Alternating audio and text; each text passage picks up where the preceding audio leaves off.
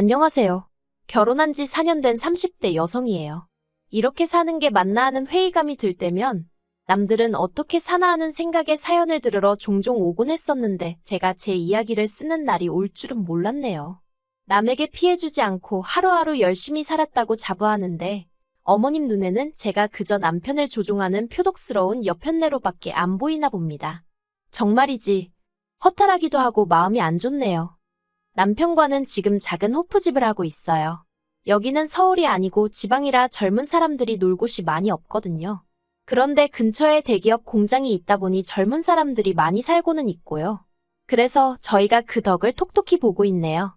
한 달에 남편과 저 두 사람 몫으로 2천 정도는 가져가고 있거든요. 물론 이렇게 말하면 금방 재벌되겠다고 빈정대는 사람들도 있는데 저희 한 달에 하루 쉬면서 일하고 있어요. 솔직히 저도 사람이니 때로는 너무 지치고 힘들어서 메뉴를 줄일까 쉬는 날을 늘릴까 별별 생각을 하곤 합니다. 하지만 또 통장에 찍히는 돈을 보고 있으면 그런 선택을 내리기가 쉽지 않네요. 처음 이 일을 시작할 때 돈으로 워낙 마음고생을 해서 그런 것 같아요. 사실 처음 결혼할 때만 하더라도 저희가 이렇게 장사를 하게 될 줄은 몰랐어요. 저는 저대로 남편은 남편대로 직장 생활을 하고 있었으니까요. 다만 제 직업은 그렇게 돈이 되는 일은 아니었습니다. 작은 출판사에서 그림작가로 일하고 있었는데 월급은 200남짓이었고 그나마 외주 의뢰가 들어오면 4, 50 정도 더 버는 수준이었거든요. 반면에 남편은 3교대 생산직으로 월에 400 정도는 벌고 있었어요. 그래서 결혼할 때도 남편은 모아둔 돈이 1억 정도로 저희 2배 가까이 되더라고요. 하지만 결혼하고 얼마 지나지 않았을 때였습니다. 남편이 다니던 공장이 대대적으로 부서 개편을 했는데 그 과정에서 몇몇의 사내 조직이 문제가 되었던 모양이에요. 그리고 남편은 그 조직들 중 한 곳에 억울하게도 같이 일하는 팀장의 강요로 이름만 올리고 있었다는데 그게 화근이 되어 하루아침에 직장을 잃게 되었습니다.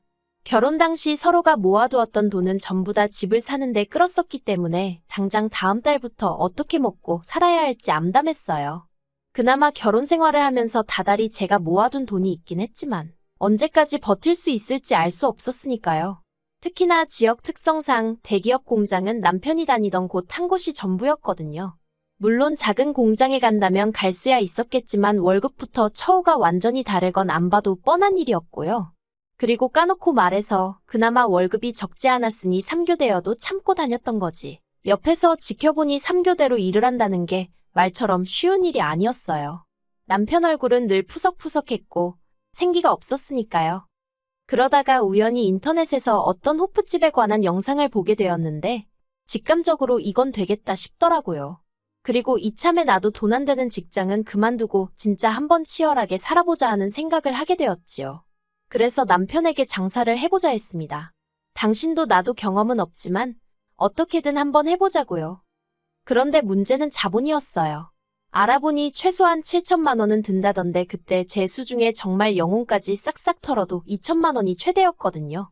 사는 집을 담보로 대출을 받을래도 이미 받은 대출이 있어서 상황이 여의치가 않았고요. 그러자 남편이 하는 말이 어머님 아버님께 한번 부탁을 해보자대요. 이번만큼은 도와주실 거라면서요. 남편이 그렇게 생각한 데는 그럴 만한 이유가 있었어요. 사실 남편이 어려서부터 아주버님한테 많이 치여서 자랐거든요. 남편 말에 의하면 어머님이 아주버님 대학원 가야 한다고 남편더러 대학에 가지 말고 취직을 하라고 하셨답니다. 한 번에 자식 2명 학비를 내줄 능력은 못 된다면서요. 그리고 저희 남편 말이지요. 좋게 말하자면 사람이 순하고 남의 마음을 잘 헤아리는데 즉 자기 밥그릇을 잘 못 챙겨요.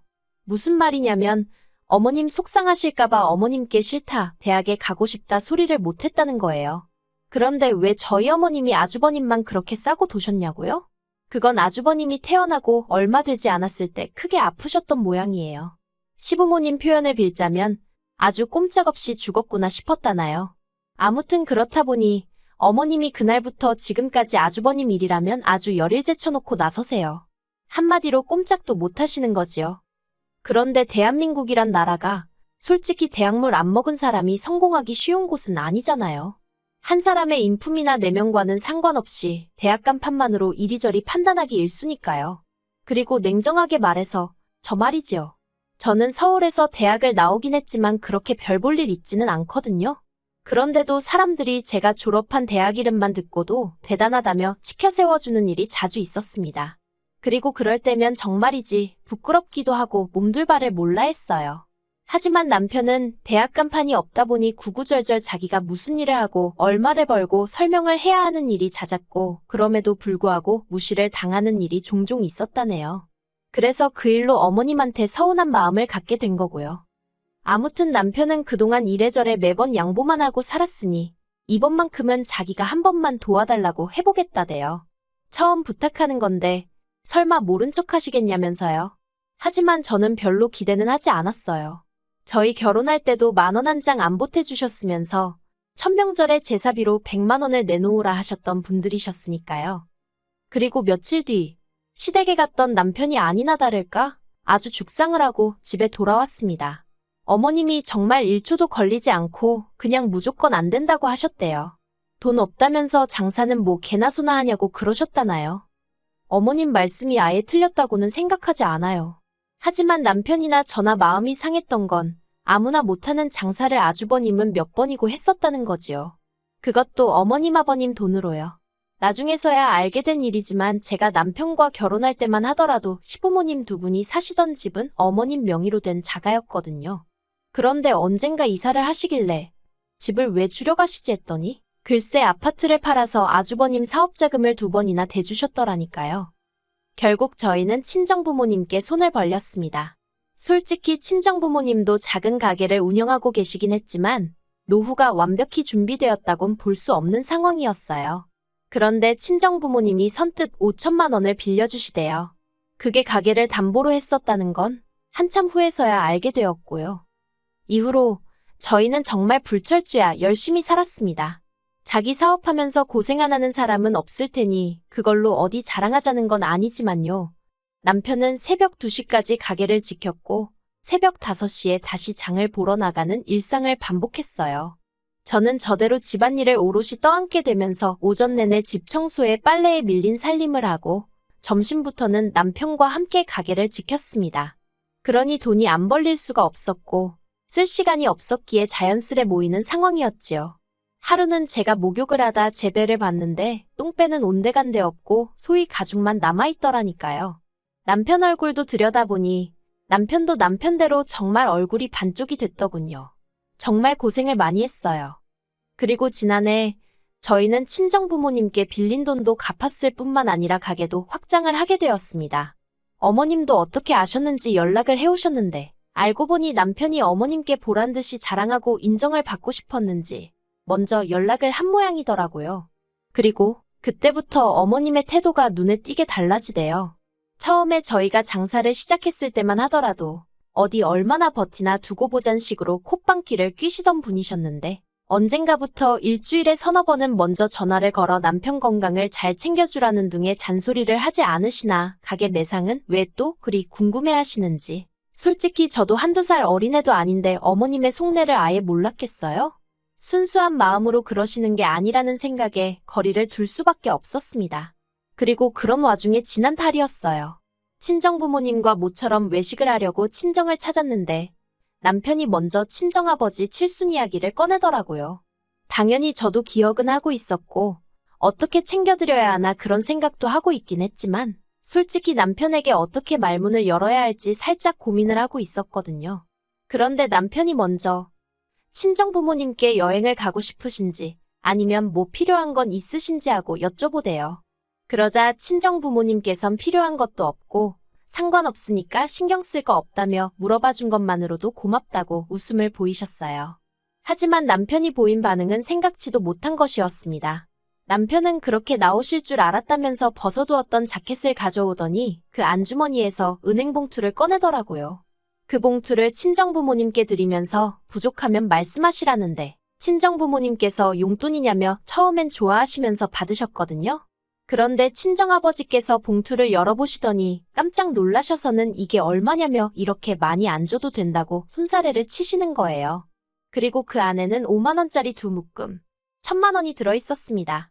저도 저대로 놀라서는 이러지도 저러지도 못하고 있는데 남편이 그냥 자기가 드리고 싶어서 드리는 거라며 아무튼 좋은 의미로 옥신각신 받으셔라 못 받는다 몇 번의 실랑이가 오가다가 결국 남편이 이겼어요.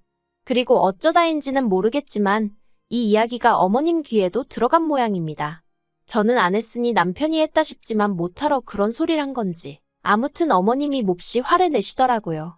장사가 그렇게 잘 된다면서도 당신한테는 돈 100만 원 주질 않았으면서 어떻게 처가에다 1000만 원을 냅다 줄 수 있냐고 제정신이냐고요.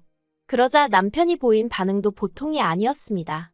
은혜를 갚은 거라면서 내가 정말 힘들다고 했을 때 어머니가 뭘 해주셨냐고 목에 핏대를 세우더라니까요. 저는 중간에서 속으로 고래싸움에 새우등 터진다더니 내가 딱 새우꼴이네 그러고만 있었어요. 몸을 사리고 있던 거지요. 하지만 아니나 다를까 그 불똥이 저에게 튀었습니다. 어머님께선 당신이 아무리 생각해봐도 그 순하고 부모 말이라면 껌뻑 죽던 당신 아들이 저러는 건 다 저 때문이라고요. 급기야 어머님은 말 그대로 머리를 싸매고 드러누우셨어요. 상황이 최악으로 치닫게 된 거지요. 그리고 저희 남편, 솔직히 심성 자체가 착한 사람이거든요. 그러니 그런 어머님을 끝내 모른 채 하지 못하고 죄송하다 마음 푸시라며 숙이고 들어가대요. 자식이기는 부모 없다지만 자식도 때로는 부모의 마음을 헤아려 드려야 하잖아요. 그래서 남편이 어머님을 달래드리고 하는 데 있어서 저는 불만은커녕 오히려 잘한다고 다행이라고 생각했어요. 그런데 저희 어머님은 그때를 마치 기회라고 생각하신 건지 이참에 남편을 다시 휘어잡으려 드시대요. 남편더러 장사하는 데서 저를 빼고 아주버님을 데리고 하라셨거든요. 제가 남편한테 나쁜 영향을 주는 것 같다면서요. 남편은 그런 어머님께 제가 아니었으면 이만큼 해내지 못했을 거라고, 여기까지 오지도 못했을 거라고 몇 번이고 설명을 드렸답니다. 하지만 어머님께선 그마저도 제가 마치 남편을 세뇌시켰다는 식으로 치부하시면서 급기야는 저와 어머님 둘 중 한 사람을 고르라는 말도 안 되는 소리를 하시더래요. 남편이 그런 게 어딨냐고 말도 안 되는 소리 좀 하지 마시라고 했는데도 계속해서 한 사람만 고르라고 강요를 하셨다나요. 그래서 남편도 결국엔 그러면 자기를 믿고 시집온 저를 골라야지 않겠냐고 그랬고요. 그리고 그런 남편의 어머님이 화가 단단히 나셔서 그런 건지? 아니, 솔직히 무슨 정신으로 그러신 건지 지금도 정말 모르겠는데 말이지요. 글쎄, 저희 친정에 연락을 하셨더라니까요. 어머님이 저희 친정어머니더러 사위가 못 빠지게 일해서 번 돈인데 그렇게 홀랑 가져갈 수 있냐면서 양심도 없다고 당장 당신 계좌로 돈을 돌려보내라 하셨답니다. 당신이 저희한테 돌려주시겠다면서요. 정말이지.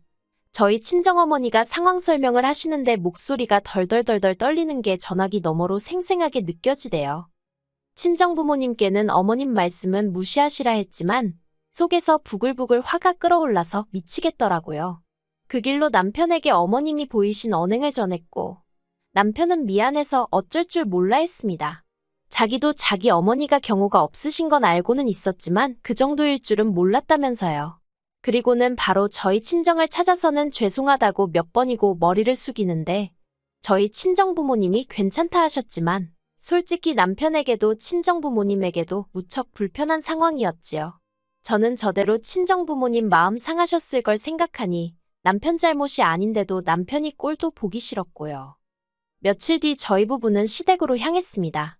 어머님께 저희 친정부모님께 경우 없이 행동하신 거에 대해서 사과해달라고 정중히 부탁드렸어요.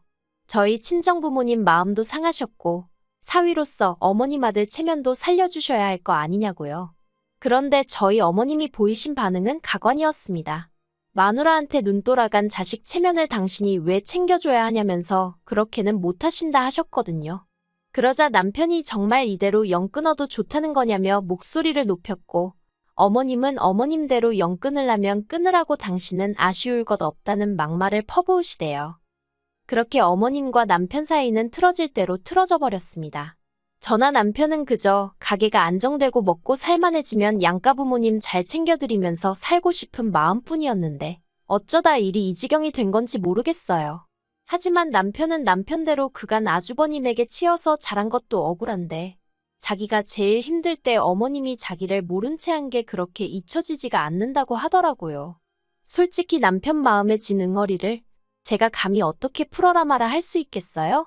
그저 하루빨리 어머님이 먼저 남편에게 손 내밀어 주시길 바랄 뿐입니다. 아, 그리고 친정부모님은 결국 그 1,000만 원을 돌려주셨어요. 어떻게 돌려줄지 고민 중에 이런 일이 생겼다며 무척 씁쓸해하시대요. 그래서 지금 남편과 어떻게 더 큰 선물을 해드릴지 이야기 중이에요. 솔직히 친정에 잘해주는 남편을 보고 있으면 고맙기도 하고 한편으론 시부모님 생각에 마음이 무겁기도 하고 제 입장에선 참으로 복잡할 뿐입니다. 그래도 제가 함부로 나설 자리는 아닌 것 같아서 조용히 있으려고요.